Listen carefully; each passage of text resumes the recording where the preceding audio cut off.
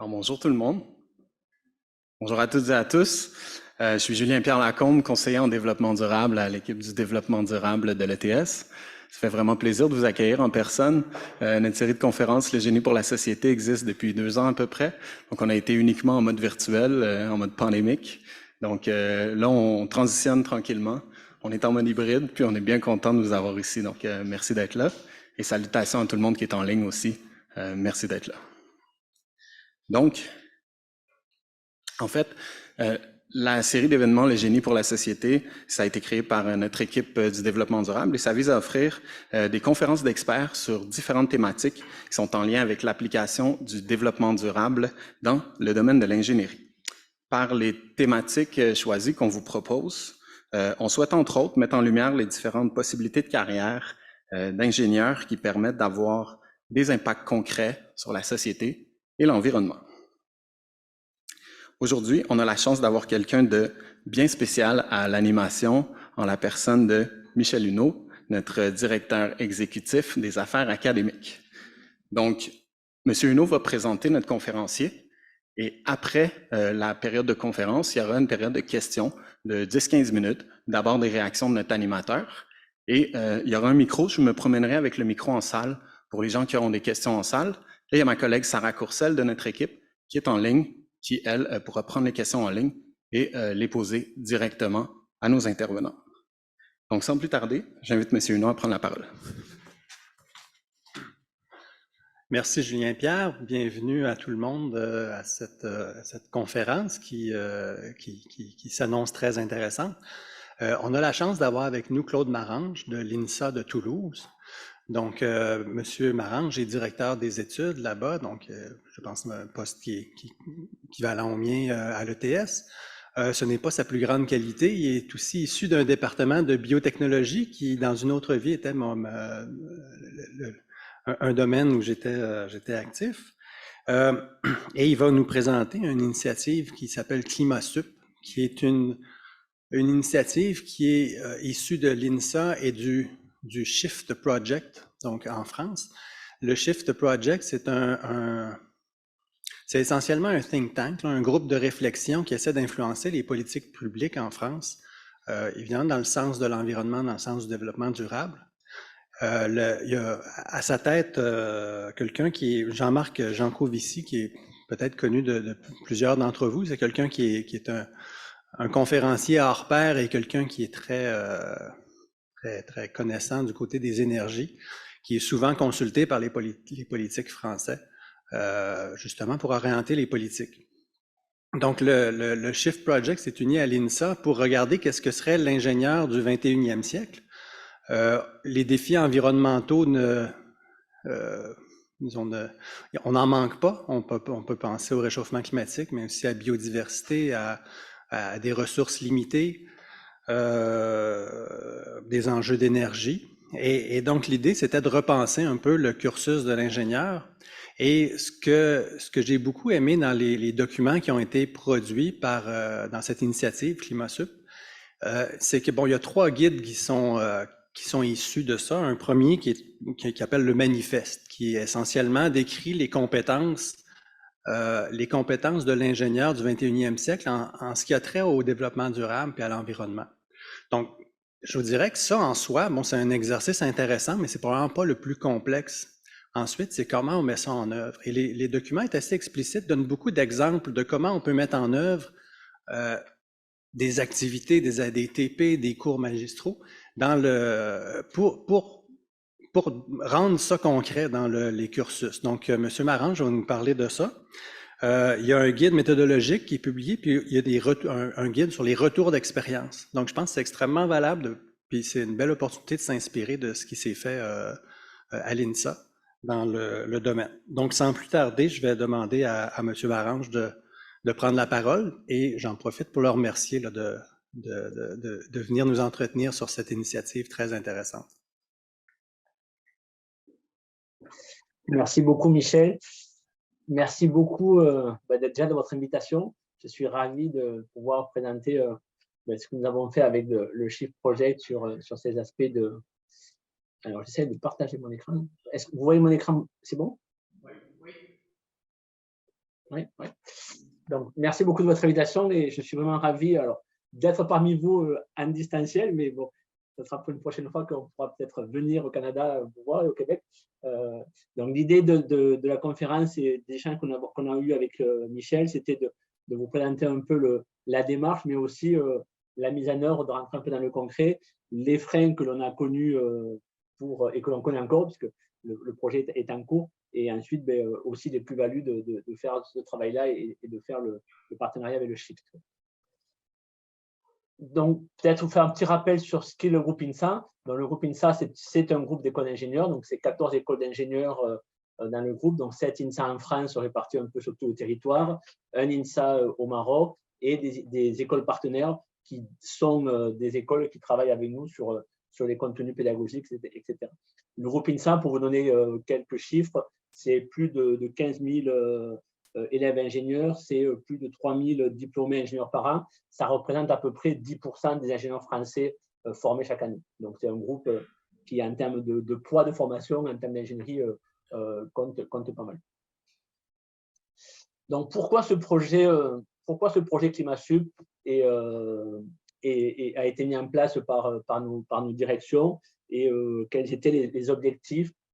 Il y avait un premier objectif, évidemment, qui était de changer un peu le contenu de formation et de former des ingénieurs qui seront capables de comprendre et d'analyser la complexité croissante du monde dans lequel ils vont évoluer. On pensait et on pense que les outils et le logiciel avec lequel on formait nos ingénieurs n'étaient pas tout à fait adaptés aux enjeux, notamment de la transition socio-écologique, et qu'il fallait donc revoir un peu les contenus.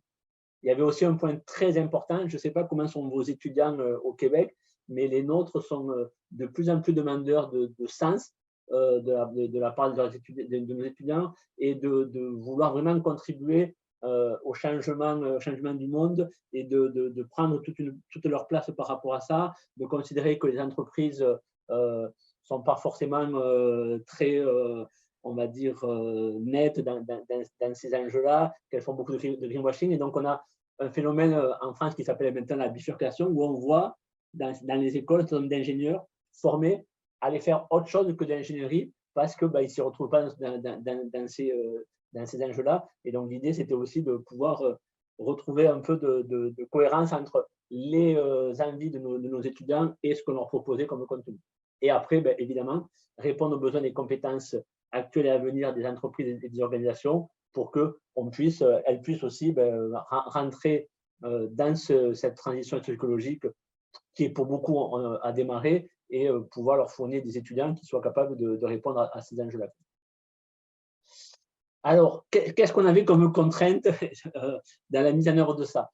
Alors, il fallait évidemment, l'objectif c'était de définir quels acquis d'apprentissage un ingénieur devait avoir dans ce domaine-là, quelle que soit sa spécialité. Donc là, il s'agissait vraiment de couvrir le spectre total de nos spécialités, sachant que dans le groupe INSA, on a à peu près 80 spécialités, ça part de la biologie, en passant par la mécanique, le génie civil, l'informatique.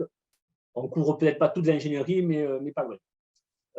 Les contraintes que nous demandaient les directeurs, c'était aussi que ces acquis d'apprentissage, on les déploie sur l'ensemble du cursus. La spécificité des INSA, c'est que nous, on recrute après le bac, et donc on a les étudiants pendant 5 ans. Donc il fallait, un des objectifs, c'était de dire, on commence dès la première année et on fait ça sur 5 ans, alors qu'aujourd'hui, si on regarde comment ces enjeux sont traités dans nos formations, ça arrive plutôt en fin de cursus, en 4e ou en 5e année. Évidemment, ne pas faire du greenwashing, mais vraiment apporter de vrais acquis d'apprentissage scientifique. Donc, ce n'était pas une coloration, mais vraiment des apports scientifiques concrets et importants sur ces domaines-là. Et évidemment, sans toucher aux fondamentaux de l'ingénieur, il ne s'agissait pas de baisser le niveau scientifique de nos ingénieurs. Donc, c'était un peu une quadrature du cercle. Évidemment, dans un volume horaire contraint, là aussi, je ne sais pas comment ça se passe à l'ETS, mais chez nous, les plannings sont déjà bien contraints. Donc, si on veut rajouter des choses, ça veut dire qu'il faut enlever d'autres cours. Et donc, ça, c'est jamais très compliqué.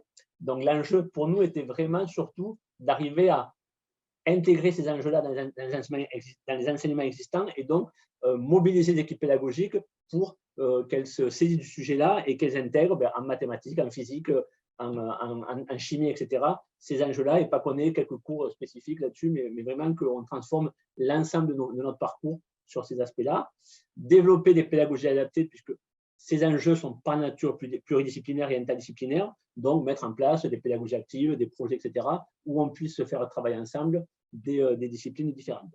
Et évidemment, impliquer l'ensemble des équipes pédagogiques dès le début du projet pour qu'elles se saisissent de ces enjeux et qu'elles construisent avec nous ce projet-là, sachant que le projet, il était sur les 14 écoles. Et donc, mon rôle était de coordonner un peu tout ça à l'ensemble des 14 écoles sur l'ensemble du territoire. Donc, c'était un challenge assez intéressant. Alors, comment on a travaillé? Donc, avec le Shift, les experts du Shift, on a créé un référentiel V0 de compétences que l'on a beaucoup discuté en interne au groupe INSA avec des enseignants compétents. On est beaucoup allé chercher des experts à l'extérieur, que ce soit dans le Shift, mais dans pas mal d'autres associations. On a beaucoup contacté aussi les associations, les entreprises, nos étudiants, nos alumni, les autres établissements. L'idée aussi de travailler avec le Shift, c'était de dire ce travail-là, il doit être public et il doit être porté devant la communauté. Il ne s'agit pas de faire quelque chose de spécifique au groupe INSA. Les enjeux du 21e siècle pour les ingénieurs, ils sont dans toutes les écoles, en France et à l'étranger. Donc, on voulait que tout soit public. On a émis un premier référentiel qui a ensuite été encore débattu, etc., etc. Il y a eu beaucoup d'allers-retours entre les équipes du Shift, encore une fois les entreprises. On est allé voir beaucoup d'entreprises pour prendre la température, voir un peu leur perception de ce que l'on était en train de créer. Et c'est ça qui a abouti au bout de 18 mois, quelque chose comme ça, au référentiel qui est publié aujourd'hui sur le site du Shift, qui n'est sûrement pas parfait, il y a sûrement encore du travail à faire, mais qui a abouti à un consensus que tout le monde a adopté et sur lequel maintenant, il convient, comme disait Michel tout à l'heure, de déployer ça et de mettre en œuvre. On ne voulait pas non plus passer des années à définir un référentiel qui ne sera jamais terminé, mais il fallait qu'on passe à la pratique et qu'on modifie nos cursus, sachant que l'objectif pour nous, c'est qu'à la rentrée prochaine, donc en septembre 2023, tous nos cursus soient refondus et qu'on soit dans les nouvelles maquettes. Alors, ce référentiel, il a quelle tête? Alors, je vais vous le passer vite fait, mais tout ça est disponible sur le site du Shift Project. Je vais peut-être pas m'y apesantir pour qu'on puisse avoir d'ailleurs des questions. Donc, en fait, on a défini 4 grandes compétences qu'un ingénieur devrait avoir. Alors, vous allez voir, il n'y a rien de nouveau, et Michel l'a dit, ce n'est pas révolutionnaire ce qu'on a fait. On a repensé différemment les choses. Donc, d'abord, une première compétence autour de tout ce qui est approche systémique et transdisciplinaire qui permettent d'orienter sa réflexion. Finalement, les conclusions de nos réflexions, c'est vraiment de dire qu'il faut que l'on arme nos ingénieurs sur leur esprit critique, leur capacité à évaluer ce qu'ils mettent en œuvre en termes d'innovation, est-ce que c'est pertinent ou pas pertinent.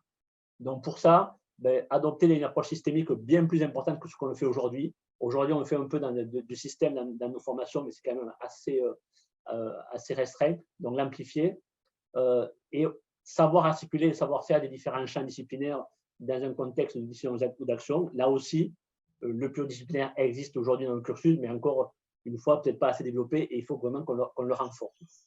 La seconde compétence, elle est sur adopter une approche historique plus prospective. L'idée là aussi, c'est de dire nos ingénieurs, pour pouvoir être capables de juger ce qu'ils mettent en œuvre, juger l'impact de leur innovation, etc., il faut qu'ils sachent d'où on vient et il faut qu'ils sachent vers où on va. Donc, avoir vraiment un aspect, comprendre les limites de l'anthropocène et ses conséquences sur notre présent. Donc, ça, c'est tous les enjeux socio-écologiques, tous les objectifs de développement durable, tous les aspects qu'un certain nombre d'objectifs sont déjà, les limites sont dépassées, etc. Montrer vraiment l'état de la planète aujourd'hui et les enjeux pour les ingénieurs, mais pas que d'ailleurs, pour l'ensemble de l'humanité. Essayer aussi de déconstruire les anciens récits sans nécessairement les rejeter, mais de montrer pourquoi on est arrivé à ce moment, à cet état de fait aujourd'hui, qu'est-ce qui a fait cet état de fait-là, et qu'est-ce que il faudrait changer ou pas changer. Mais l'idée, ce n'est pas de formater nos étudiants, mais c'est de leur donner les capacités de bien comprendre pourquoi on en est là, et qu'est-ce qui a fait qu'on en est là, et ensuite, à eux de voir ce qu'ils ont envie de changer ou pas changer, etc. Ça sera de leur responsabilité. Mais pour pouvoir décider ce qu'ils veulent faire, il faut qu'ils aient l'ensemble des compétences et des connaissances pour décider. Et aujourd'hui, on n'est pas sûr que nos étudiants aient cette réflexion-là et cette maturité-là. Comprendre les scénarios existants et être capable d'engager une démarche prospective, donc vers où on veut aller, et ensuite évaluer les risques, les incertitudes dans une approche prospective. Là aussi, l'objectif, c'est vraiment arriver à faire prendre conscience à nos étudiants, mais aussi à nos équipes pédagogiques, de ces enjeux-là et de se poser les bonnes questions. Je prends un exemple que j'aime bien citer, de dire l'intelligence artificielle, aujourd'hui, c'est quelque chose d'important, tout le monde le développe. Chez nous, c'est très important, et en termes de formation, en termes de recherche. L'intelligence artificielle, c'est un gros progrès quand, par exemple, ça permet d'aider les médecins à mieux détecter les cancers au niveau des radios, par exemple. Ça, rien à dire, parfait. Bon, quand on a une intelligence artificielle pour que mon frigo me dise que j'ai besoin d'acheter des yaourts, je ne suis pas sûr que ce soit d'une grande pertinence. Donc voilà, c'est ça aussi que l'on veut faire prendre conscience de nos étudiants qui se posent ces questions-là, que tout n'est pas parfait, que tout n'est pas idéal. Et en fait, c'est d'élargir aussi la boîte à outils de nos ingés, de ne pas penser que high-tech. Ben, le high-tech, il y a des endroits où c'est très bien, mais le low-tech, il y a des endroits où c'est très bien. Et donc, voilà, qu'ils se posent ces questions-là et qu'ils aillent chercher les bons outils adaptés à la bonne situation. La troisième, c'est tout ce qui est, alors là, on est dans le cœur de nos métiers, c'est mobiliser les sciences et techniques de l'ingénieur et considérer leur non-neutralité dans leur dimension politique en vue de répondre aux enjeux sociétaux. Là aussi, ça a été un grand débat, notamment dans nos équipes, de dire la technique et la science, ce n'est pas neutre. Et pour beaucoup de nos enseignants, ça, c'était un concept un peu compliqué à faire passer, de dire, ben, si c'est neutre, et en fait, c'est qu'est-ce qu'on en fait. Bon. Donc, c'est maîtriser les outils de qualification de l'ingénieur et les transformer, c'est inscrire un produit, un procédé dans une démarche responsable et pouvoir en identifier les limites. C'est ce que je disais tout à l'heure avec l'IA. C'est maîtriser, critiquer et faire évoluer les méthodes de management actuelles. Et le dernier point, c'est tout ce qui est définir et mettre en œuvre une stratégie soutenable de réponse aux enjeux socio-écologiques. Donc là, c'est définir et assumer sa sphère de responsabilité individuelle et sa sphère de responsabilité collective. C'est interroger les modes de gouvernance pour atteindre un intérêt général. C'est décider et mettre en œuvre dans une logique de durabilité en s'appuyant sur l'esprit critique, l'autonomie et la réflexivité. Donc ça, c'est vraiment le point, je pense, essentiel dans le référentiel par rapport à ce qu'on fait aujourd'hui. C'est vraiment développer ces aspects de soft skills autour de réflexivité, esprit critique, etc. Aujourd'hui, dans nos contenus, on a à peu près 20% de sciences humaines et sociales dans les formations INSA, mais je dirais elles sont très utilitaristes. On a du droit, de la finance, de la gestion de projet, du marketing. Et là, ce qu'on veut, c'est garder ça, hein, il ne s'agit pas de tout remplacer, mais aussi rentrer de la philosophie, de la sociologie. Donc voilà, toutes ces disciplines qui permettront à nos étudiants de se former à l'esprit critique et d'être capables d'être de vrais citoyens pour prendre en compte les progrès ou pas de ce qu'ils vont développer. Alors, tout ça, comment on l'a mis en œuvre? Comment on est en train de le mettre en œuvre?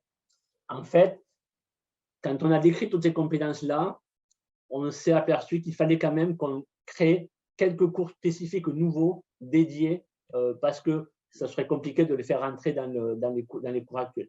Donc aujourd'hui, on se dirige vers un cours en première année, donc juste après le bac, autour de l'anthropocène.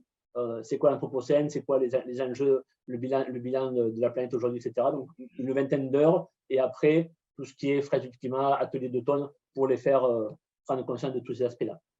En deuxième année, on va mettre en place un cours spécifique autour de l'énergie, avec présenter les différentes formes d'énergie, etc., mais aussi tous les calculs de rendement, bon, leur donner toutes ces notions autour de l'énergie en termes d'ingénierie et pas uniquement de saupoudrage ou de sensibilisation. Et en troisième année, un cours spécifique autour de l'ingénierie écologique. Là, l'idée, ce serait de leur donner tous les outils, l'ACV, les bilans carbone, l'éco-conception, voilà, tous ces aspects-là qui doivent rentrer dans la boîte à outils de l'ingénieur. Et à côté de ces cours-là, être capable, alors par exemple, là, je vous donne ce qu'on a testé l'année dernière sur les premières années, sur l'introduction en anthropocène. Donc, c'était sur une semaine, en fait, ils ont fait 10 heures. On avait mis 2 heures de cours magistraux sur les limites du système Terre, la représentation et les récits d'anthropocène, 2 heures sur les bases mathématiques et physico-chimiques pour appréhender ces enjeux. Donc là, il y avait quelques exemples sur les maths et sur la physique, sur des équations. 1 heure de débat, discussion autour de ça. Ça, c'était important parce qu'en fait, on s'aperçoit que des étudiants, ils ont l'impression de savoir. Ils ont l'impression que le changement climatique, tout ça, ils connaissent tout. En fait, on s'aperçoit qu'ils ont un vernis très superficiel et qu'ils n'ont qu'une vision très parcellaire de ça, très partielle de ça. Et donc, l'idée, c'est vraiment de leur donner une vision la plus globale possible. Après, alors, l'année dernière, on s'est appuyé sur le rapport 2018 du GIEC. sur le management global à 2005. Et donc, on leur avait donné le rapport. On avait donné un certain nombre de documents aux étudiants. Et en fait, par groupe de 6, chacun prenait une partie du rapport, l'analysait, se l'appropriait et ensuite le restituait devant la promo, là aussi pour lancer les débats, etc. Donc ça a plutôt pas mal marché à l'ANR. On l'a fait sur, alors à Lyon, ils l'ont fait sur 800 première année. Nous, on l'a fait sur nos 300 à Toulouse. Bon, il y a eu quelques retours, des choses bien, des choses moins bien. Donc, on est en train de le retravailler un peu. On va le renforcer un peu. Donc, c'est pour ça qu'on arrivera sûrement plutôt vers 20h que vers 10h. Mais bon, ça a plutôt bien marché et ça a plutôt répondu aux attentes des enseignants et finalement aux attentes des étudiants, même si les débuts ont été un peu compliqués parce qu'ils avaient l'impression de tout savoir. Ensuite, le gros enjeu pour nous, c'est surtout d'intégrer les compétences dans les cours actuels. C'est de voir comment on accompagne les équipes pédagogiques pour que dans leurs cours de première, deuxième, troisième année, ils rentrent ces enjeux-là. Donc là, on a mis en place, là, à la rentrée de septembre, des groupes de travail disciplinaires pour en fait étoffer les documents dont on parlait Michel, le manifeste du projet Climat Sud notamment, par des exemples concrets de transposition didactique. Donc là, ce qu'on veut, c'est créer des ressources type TDTP, des débats scénarisés, des résolutions de problèmes pour que quand on va faire un TD de maths, quand on va faire un TP de physique, un TP de physique, etc., ce soit avec cette contextualisation-là, avec ces exemples-là et pas des choses à côté. Parce que le risque que l'on voit, c'est que si on a des cours dédiés sur ces changements climatiques et qu'à côté, les cours ne bougent pas, les étudiants vont vraiment avoir une dissonance cognitive et ils ne vont pas vraiment comprendre. Donc, on travaille un peu là-dessus. Donc, par exemple, alors, je vais départager ça et vous en montrer un. Bon, ça, c'est un TD de maths qu'on est en train de construire, mais bon, c'est juste pour donner un exemple. Donc, c'est autour de la pêche. Donc, en fait, on se sert des aspects de pêcherie pour faire intervenir les notions de maths que l'on veut faire passer. Et ensuite, il y a des aspects d'optimisation. On les fait travailler sur si la pêche est un bien commun, c'est quoi les objectifs qu'on va avoir les pêcheurs et comment ils vont les remplir. Si la pêche a été industrielle, qu'est-ce qui va se passer, etc. Donc, l'idée, c'est de construire des TD un peu comme ça où on va s'appuyer sur des choses concrètes en termes de biodiversité, en termes de ressources, etc. Et où on va faire passer les équations et les notions de maths et de physique que l'on veut faire passer à nos étudiants. Évidemment, Navier-Stokes ou Maxwell, ça ne va pas changer que l'on soit en transition socio-écologique ou pas. Donc ça, c'est le travail actuel. L'objectif, c'est qu'il soit prêt pour la fin de l'année universitaire pour qu'on puisse démarrer vraiment le déploiement dès la rentrée prochaine. Ça ne sera sûrement pas fini, donc on aura besoin sûrement de retravailler ça, d'enrichir, etc.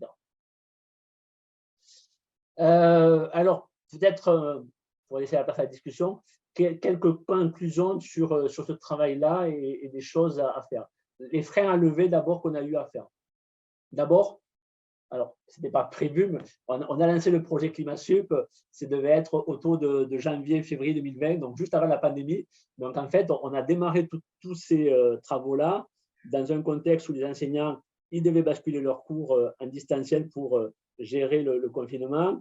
Donc, ils étaient sous l'eau. Donc, c'est vrai que ça a été compliqué d'arriver à avoir les équipes disponibles pendant une bonne période. C'est vrai que ça a été très, très compliqué. Mais bon, on a réussi quand même à avoir un certain nombre de séminaires ou d'arriver à faire des manifestations où les enseignants ont quand même pu s'exprimer. Le point clé, c'est ça, c'est d'arriver à libérer du temps aux enseignants pour pouvoir se pencher sur ces aspects pédagogiques, sur ces aspects de contenu et à côté du quotidien. On s'est aperçu aussi qu'il fallait vraiment que les équipes pédagogiques, on les accompagne. Parce qu'en fait, tous ces enjeux-là, ils sortent un peu de leur zone de confort en termes d'enseignants-chercheurs et de thématiques de recherche qu'ils ont. Et donc, ils ne se sentent pas forcément armés pour enseigner ces disciplines-là qu'ils ont pourtant, sur lesquelles ils connaissent.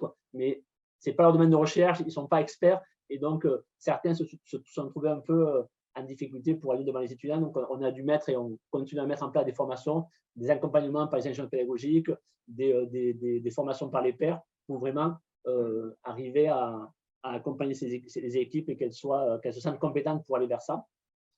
L'autre point un peu qui a été compliqué, c'est que cette approche compétence, elle n'est pas forcément totalement intégrée encore dans toutes nos équipes et beaucoup d'enseignants quand on parle de compétences, tout de suite, ils revenaient, mais ouais, ok, d'accord, mais cette compétence-là, ça veut dire quoi en termes de connaissances?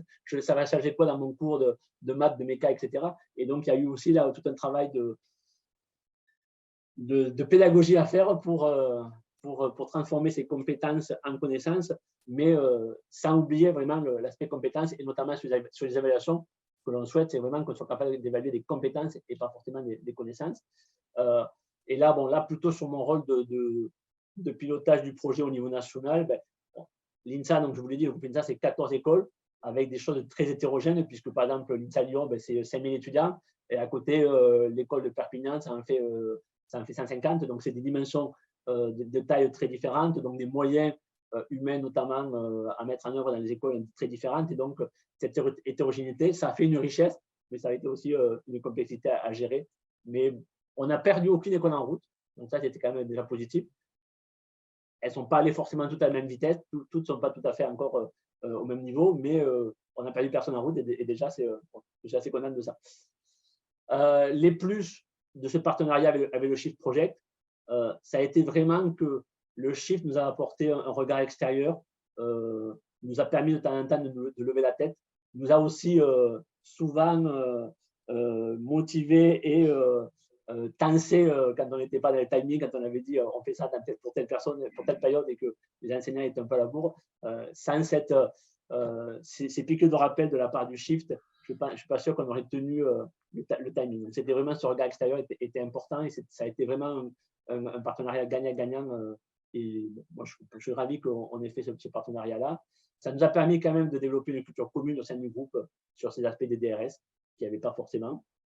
Ça a permis de découvrir plein d'initiatives de terrain qu'on ne connaissait pas dans nos écoles, d'enseignants qui faisaient des choses super intéressantes dans leur coin, mais qui n'étaient pas connus. Donc, ça a permis d'essayer, et ça a permis aussi vraiment de travailler beaucoup en mutualisation. Là, les cours dont je vais parler, anthropocène, etc., ils sont pensés au niveau du groupe INSA, ils sont partagés par des collègues des différentes écoles, et ça permet là aussi d'essaimer, ce qui était pas mal. Et ensuite, ça a été vraiment, et c'est toujours, la preuve ce soir, des échanges riches avec plein de parties prenantes autour du groupe INSA, que ce soit, par exemple, d'autres écoles. On a beaucoup travaillé avec le groupe des mines Télécom sur ces sujets-là, parce qu'ils étaient dans une réflexion un peu similaire. Donc, on a beaucoup partagé avec eux. On a beaucoup partagé avec d'autres écoles. On a beaucoup sollicité les industriels pour que ce qu'on était en train, pour que ce qu'on définissait en termes de référence et de compétences corresponde vraiment à des besoins, quoi.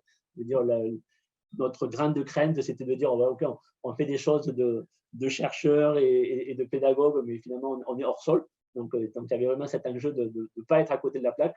Il y a eu aussi pas mal de choses. Le groupe de travail maths, il a été ouvert à d'autres écoles, à des universités, parce qu'il y avait des gens qui voulaient participer à ça. Donc, ça a aussi permis d'enrichir un peu les regards et les apports. On a beaucoup travaillé avec nos alumni aussi, pour les impliquer dans la démarche, et deux, aussi bénéficier de leur retour d'expérience, encore une fois, pour s'assurer qu'on n'était pas à côté de la plaque. Donc voilà, un challenge important. On n'a pas fini, hein, on n'est peut-être pas au milieu du game, on a passé le milieu du game, mais on n'est pas encore prêt à tout finaliser. Il nous reste une petite année universitaire pour finaliser tout ça et démarrer à la rentrée prochaine. Même si tout ne sera pas parfait, il y aura forcément des aménagements l'année suivante. Je pense qu'au septembre 2023, on aura une vraie nouvelle mouture de formation avec pas mal de nouveautés, et j'espère que ça fonctionnera. Voilà un peu ce que je voulais vous dire. Après, l'idée, c'est plutôt qu'on garde du temps pour échanger avec vous, parce que moi aussi, ce qui m'intéresse, c'est d'avoir aussi vos retours et voir un peu à l'ETS ce que vous faites, où vous en êtes de ces réflexions-là, et qu'on partage un peu tout ça, parce que je crois que tout le monde est concerné par ces enjeux-là, et que plus on mutualisera, mieux on sera efficace. Merci beaucoup à tous.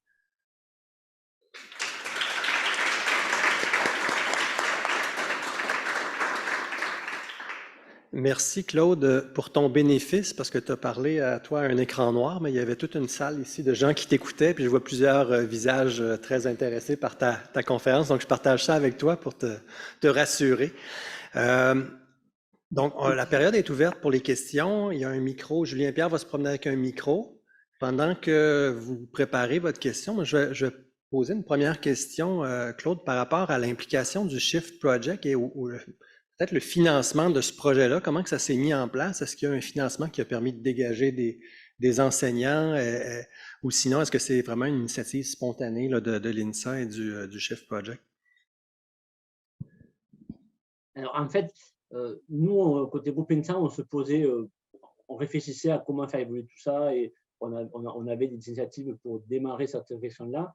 Et au moment où nous, on se posait cette question-là, le Shift avait sorti un rapport sur l'état des lieux dans l'enseignement supérieur des enseignements sur la transition socio-écologique. Et le rapport, il doit dater de, je ne sais plus, il doit être septembre-octobre 2019.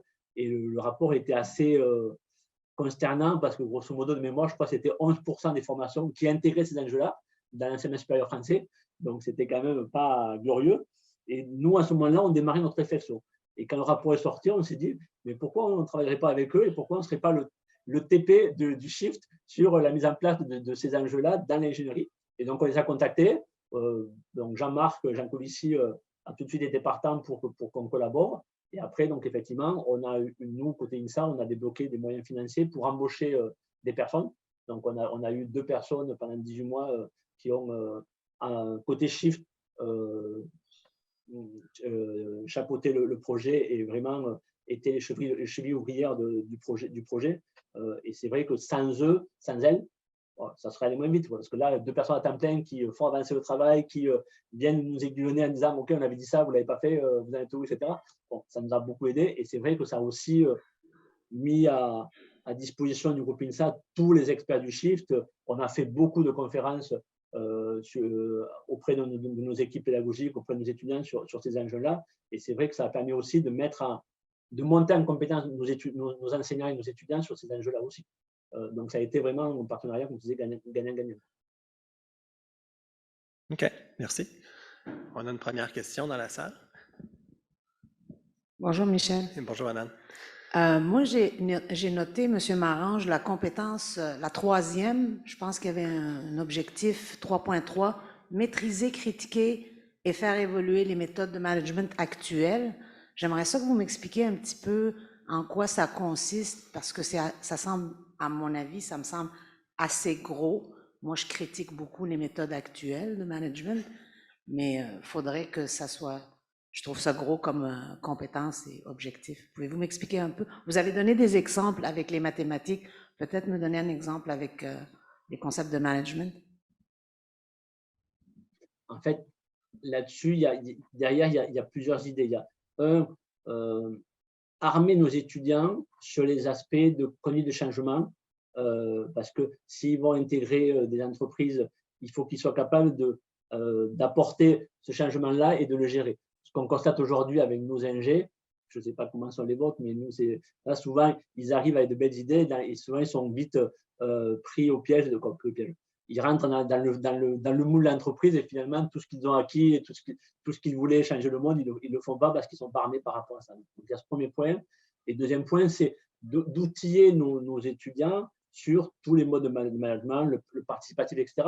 Ce qui se fait peu aujourd'hui en entreprise, qu'ils aient ces outils-là et que là aussi, ils puissent arriver à essayer de le mettre en place à l'entreprise si ça leur paraît pertinent ou pas. Mais c'est au moins les outiller sur dire il n'y a pas que le management, le top-down comme on peut avoir aujourd'hui beaucoup. Notre prochaine question va être de Annie Levasseur pour votre bénéfice. Monsieur Marange, Madame Levasseur travaille en développement durable, en environnement bâti et en économie circulaire. Annie.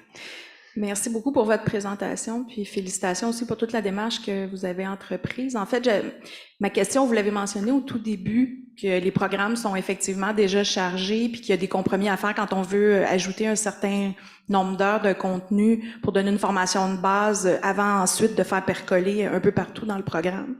Donc, comment ça s'est passé de votre côté en termes de dynamique pour essayer de voir comment est-ce qu'on ajoute du nouveau contenu puis on en retire parce qu'évidemment, ben tout le monde trouve que chaque aspect qu'on met dans le programme est important. Donc, un peu, je sais pas comment ça fonctionne dans vos universités puis quelle est un peu la dynamique pour essayer d'en arriver à ça. Bon, ça a été compliqué, je ne vous cache pas que enlever des cours, diminuer les cours, ça a été compliqué. On a eu une force, c'est que nos directeurs dans les 14 écoles ont été à fond derrière le projet et ont porté le projet dans leurs écoles.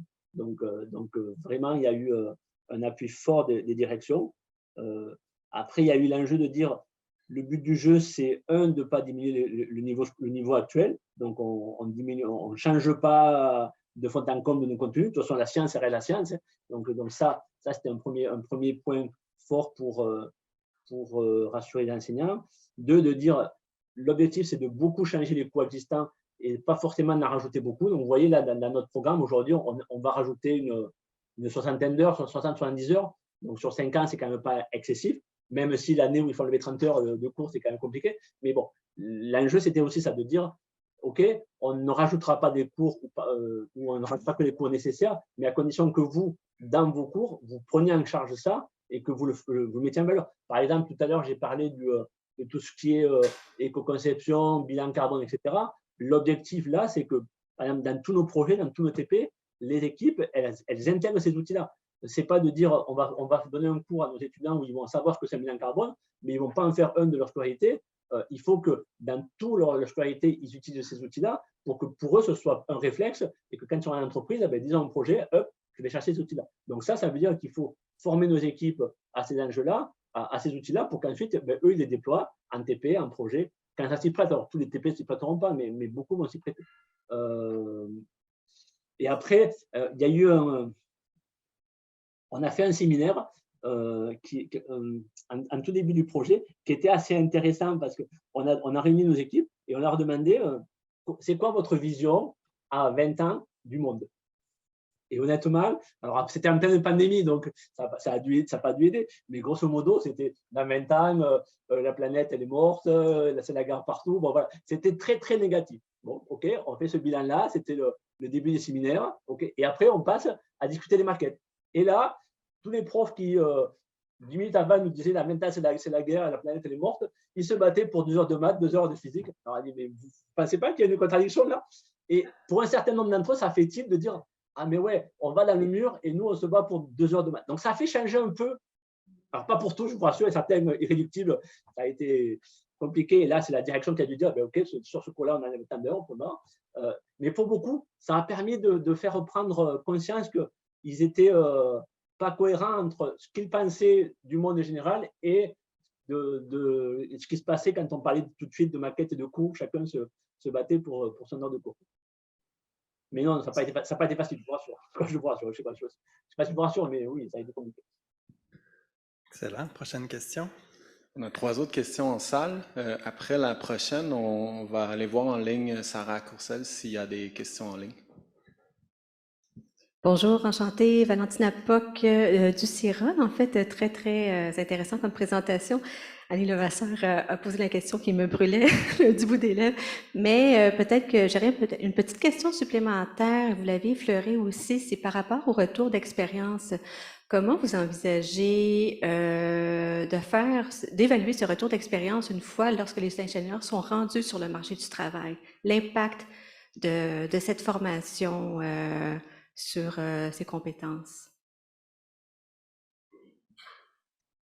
Voilà, c'est une bonne question. On ne l'a pas vraiment encore réfléchi. J'avoue que on n'a pas travaillé cet aspect-là encore. C'est quelque chose qu'il faudra qu'on fasse parce qu'effectivement, il va falloir qu'on mesure et par rapport aux étudiants en direct et par rapport aux entreprises, comment elles voient ces niveaux d'ingénieurs. Mais aujourd'hui, j'avoue qu'on n'a pas travaillé. On est dans le cambouis et on déploie les choses pour qu'on soit prêt à la rentrée prochaine, mais ce n'est pas encore quelque chose que…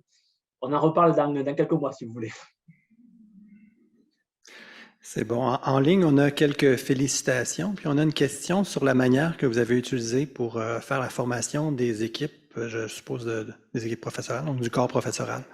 Et donc, est-ce qu'il y a des ateliers, des webinaires ou toute autre forme de formation qui a été utilisée? On a fait 2 choses. On s'est appuyé beaucoup sur les experts du Shift. Donc, on a fait beaucoup de conférences d'experts sur les ressources, sur les low-tech, sur la biodiversité, etc. Donc, il y a eu peut-être entre 15 et 20 conférences faites pendant tout le projet sur ces aspects-là. Et ensuite, on a fait beaucoup de formations par les pairs. C'est-à-dire que les gens qui étaient compétents en éco-conception, on leur a demandé de construire une formation de quelques heures pour sensibiliser les enseignants à ces aspects-là. Là, on continue, voilà, les groupes de travail qu'on a mis en place sur le disciplinaire, c'est aussi un peu de la formation par les pairs.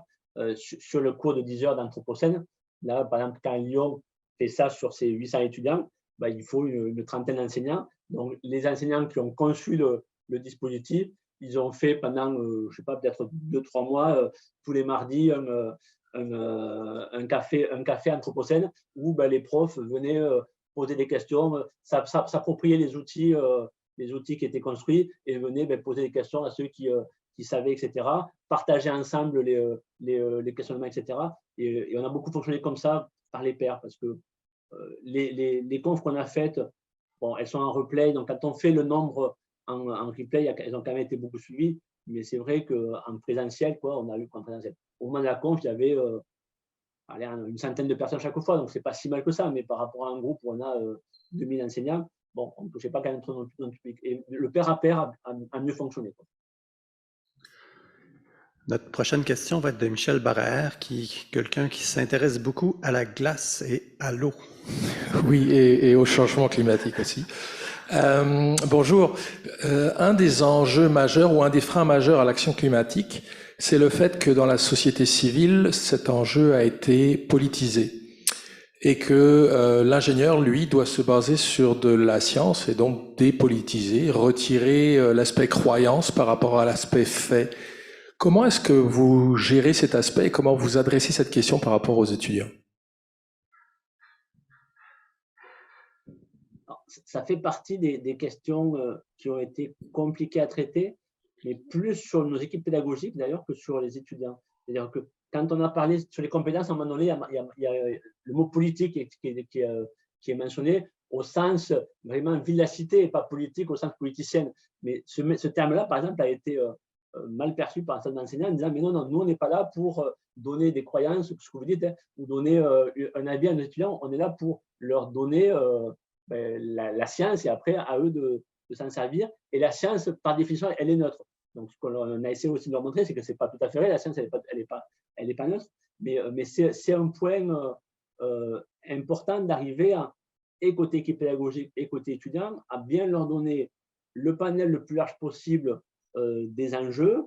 C'est pour ça qu'aussi on veut parler beaucoup d'anthropocène et des différents scénarios qui ont conduit à ce système-là pour qu'ils les connaissent, mais surtout de ne pas les juger. C'est là que quelque part dans la compétence, on a dit faire un bilan des modèles sans forcément les rejeter ou quelque chose comme ça. Il ne s'agit pas de dire voilà, le capitalisme c'est pourri, il faut faire autre chose. C'est de dire voilà, il y a un certain nombre de choix qui sont faits, voilà, ça a conduit à ça. Maintenant, charge à vous de vous faire votre propre opinion et de voir vers où vous voulez aller. Mais il ne s'agit surtout pas de formater nos ingénieurs. Ça, ce n'est pas du tout notre objet.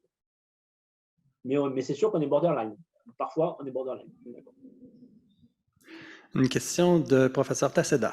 Oui, bonjour. Moi, je suis une diplômée de l'INSA Lyon. Ma question, c'est en lien avec, en fait, quel est le feedback des étudiants par rapport aux cours ou en tout cas aux heures de contenu que vous leur avez données? Alors, au départ, ce que je disais en disant, on nous parle encore de ça, mais on est au courant, on sait tout.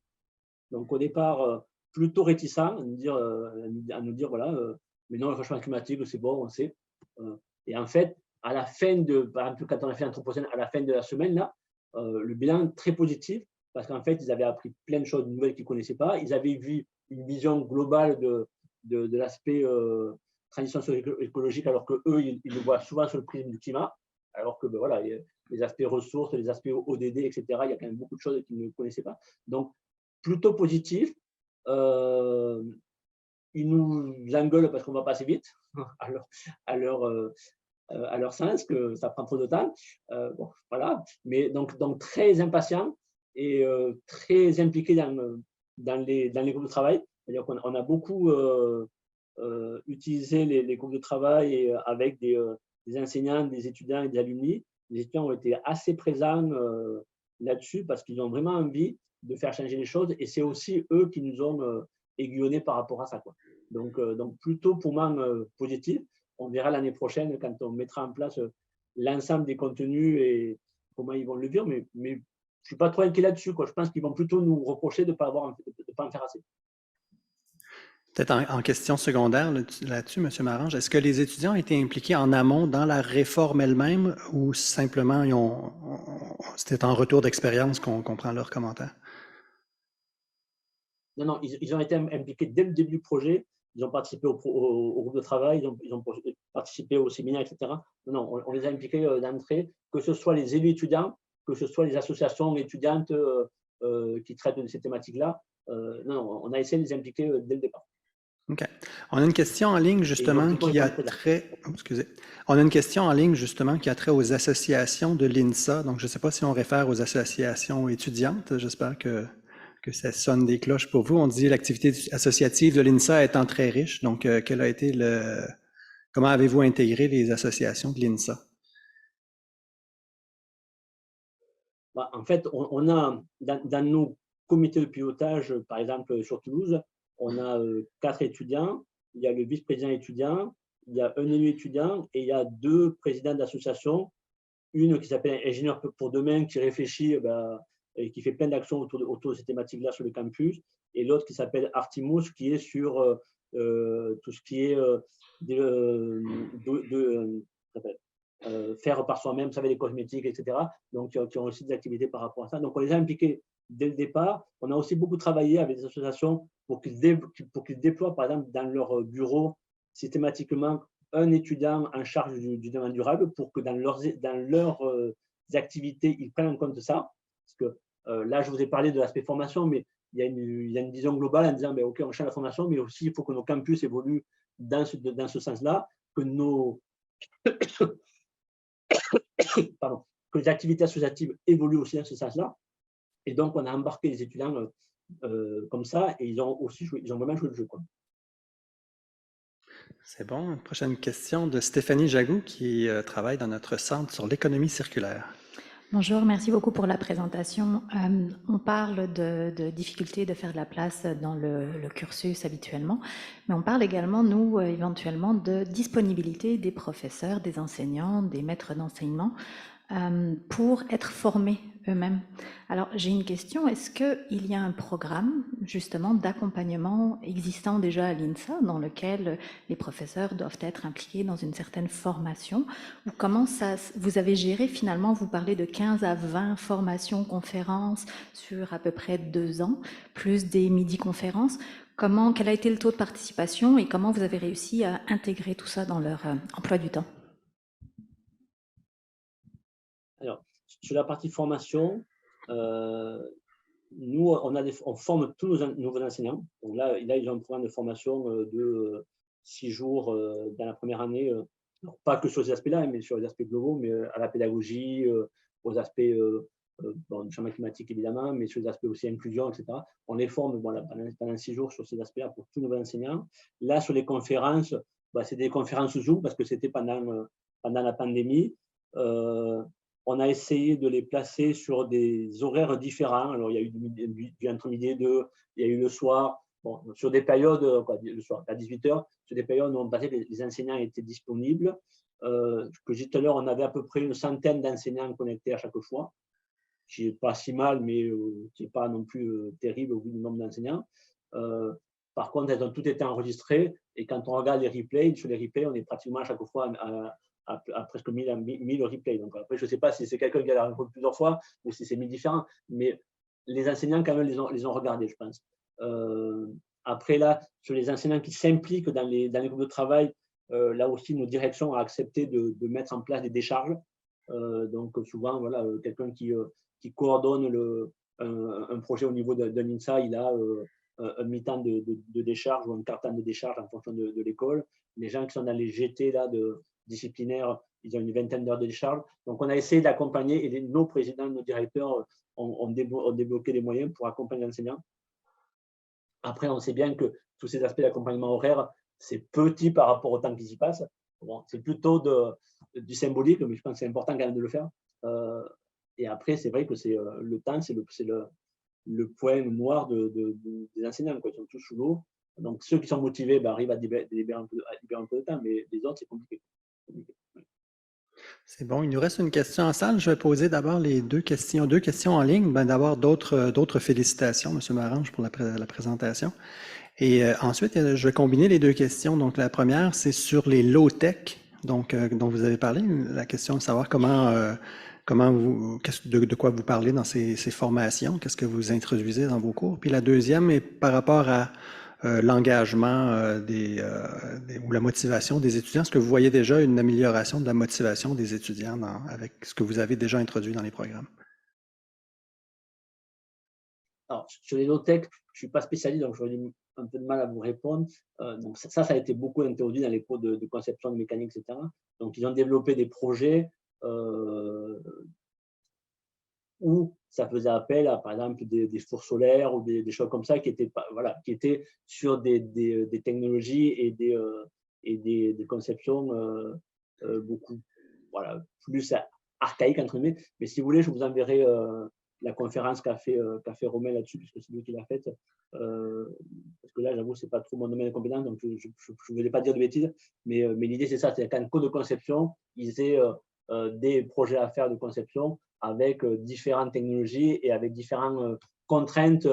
Je développe un four pour un village au Sénégal, ou je fais ça pour une entreprise aux États-Unis. Qu'est-ce que j'ai comme outil, qu'est-ce que j'ai comme disponibilité en termes de matériaux, en termes de choses comme ça. Donc ça, c'est comme ça que c'est abordé. Mais je vous ferai Michel, je te ferai passer le lien, comme ça tu pourras diffuser. Oui, ça serait apprécié parce que c'est quelque chose qu'on essaie d'introduire dans certains de nos cours de technologie et société.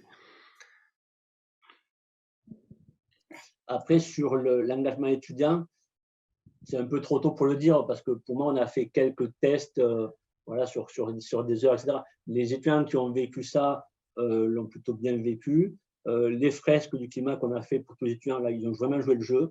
Ce qu'on a testé aussi, qui a bien marché, c'est donc en troisième année, on a ce cours d'ingénierie et enjeux écologiques. Et en fait, dans un des livrables quand les étudiants, c'est donc là, ils sont en troisième année, c'est d'encadrer les premières années après la fresque. Vous savez, la fresque du climat, c'est plutôt le diagnostic. Et donc, derrière, ce qu'il faut, c'est parler des solutions. Et donc, ce qu'on a demandé aux troisième années, c'est d'organiser 2 heures de débat avec les premières années sur les solutions, etc. Et ça a bien marché, ça a beaucoup discuté. C'était prévu 2 heures et ils y ont passé tout l'après-midi. Et donc, ça a pas mal fonctionné. Et je pense que ce côté pair à pair avec les étudiants, c'est quelque chose qu'on va développer parce que franchement, ça marche bien. Donc, bon. Je dirais, je vais dire que je suis optimiste que ça va entraîner une implication plus grande des étudiants, mais aujourd'hui, je ne peux pas le quantifier comme ça. C'est bon. On va prendre une dernière question, parce qu'on veut libérer les gens pour la période de 13h30. Et donc, allez-y. Oui, bonjour. Tout d'abord, je voudrais vous remercier pour votre présentation. Je m'appelle Alexis Rocheteau, je suis étudiant au bac en génie mécanique et je me demandais si, en plus des cours et des changements au cursus, vous avez exploré la possibilité de financer des clubs étudiants pour trouver des approches différentes, trouver des solutions pour la crise environnementale. Ça peut être à petite échelle, mais juste le financement de clubs étudiants, en fait. Alors, en fait, des clubs étudiants, on en a déjà plein. Donc, les étudiants ne nous ont pas attendus pour les créer. Donc, on a plusieurs clubs sur ces aspects-là. Alors, après, nous, on les accompagne. Sur l'INSA, on doit avoir, alors, si je prends Toulouse, que je connais mieux, on doit avoir 70 clubs à peu près. Alors, ils ne sont pas tous sur ces thématiques-là.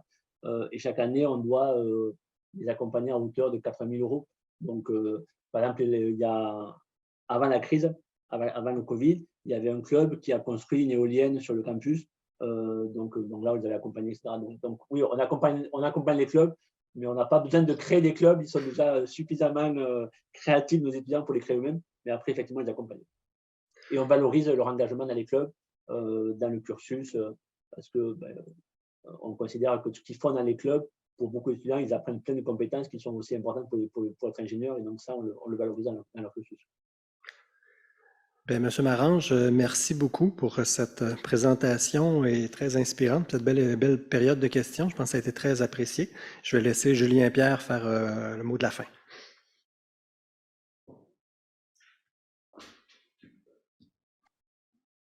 Alors, on voit que notre directeur des affaires académiques prend la chose très au sérieux. On finit quelques minutes à l'avance pour être certain que tous les enseignants, tous les étudiants soient à les cours à 13h30. Donc, Monsieur Marange, permettez-moi aussi de vous remercier. Extrêmement enrichissant, extrêmement inspirant pour la suite. Et je sais que c'est pas la dernière fois qu'on va se parler. Merci à tout le monde qui a participé, en salle, en ligne.